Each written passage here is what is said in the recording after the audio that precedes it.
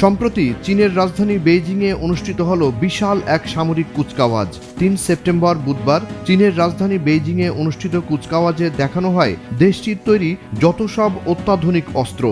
১০০ ধরনেরও বেশি অত্যাধুনিক অস্ত্র প্রদর্শনীর এ অনুষ্ঠানে যোগ দেন বিশ্বের অন্যতম পরাশক্তি রাশিয়ার প্রেসিডেন্ট ভ্লাদিমির পুতিন।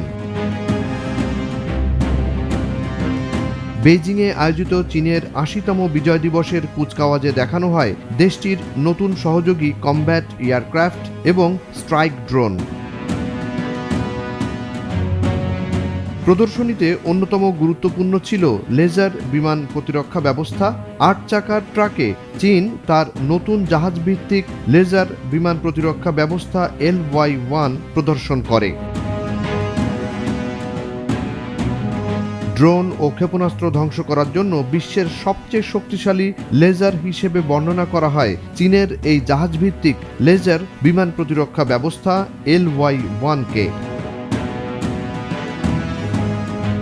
সামরিক কুচকাওয়াজে প্রথমবারের মতো নতুন ক্ষেপণাস্ত্র JL-1 প্রদর্শন করে চীন। JL-1 হচ্ছে বিমান থেকে উৎক্ষেপণযোগ্য কৌশলগত ব্যালিস্টিক ক্ষেপণাস্ত্র। তবে এত সব অত্যাধুনিক সমরাস্ত্র আর সক্ষমতা ছাপিয়ে যে বিষয়টি তোলপাড় করেছে তা হচ্ছে মানুষের আয়ু বাড়ানোর আলাপ আলোচনা। আর এই আলোচনা করেন দুই পরাশক্তির দুই নেতা।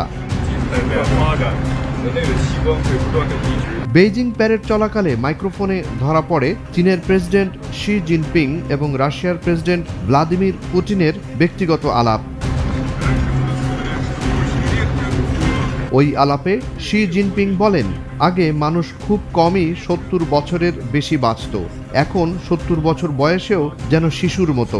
জবাবে রাশিয়ার প্রেসিডেন্ট ভ্লাদিমির পুতিন বলেন, বায়োটেকের মাধ্যমে অঙ্গপ্রত্যঙ্গ বারবার প্রতিস্থাপন করা সম্ভব। পুতিন আরও যোগ করে বলেন, মানুষ এমনকি অমরত্বের কাছাকাছি পৌঁছতে পারে।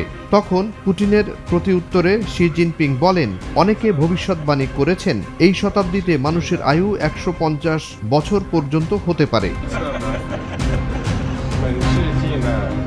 দুই পরাশক্তির রাষ্ট্রনায়কের এমন আলাপ নিয়ে নড়ে চড়ে বসেছে অন্যান্য পরাশক্তি দেশগুলো। তবে কি সত্যি এমন অসম্ভবকে সম্ভব করা যাবে? এটা যদি সম্ভব হয় তবে সেই দেশ এগিয়ে যাবে কয়েক গুণ, যেমনটি হয়েছিল দ্বিতীয় বিশ্বযুদ্ধে পারমাণবিক বোমা আবিষ্কারের মাধ্যমে। জুনায়েদ আলী সাকি, বৈশাখী সংবাদ।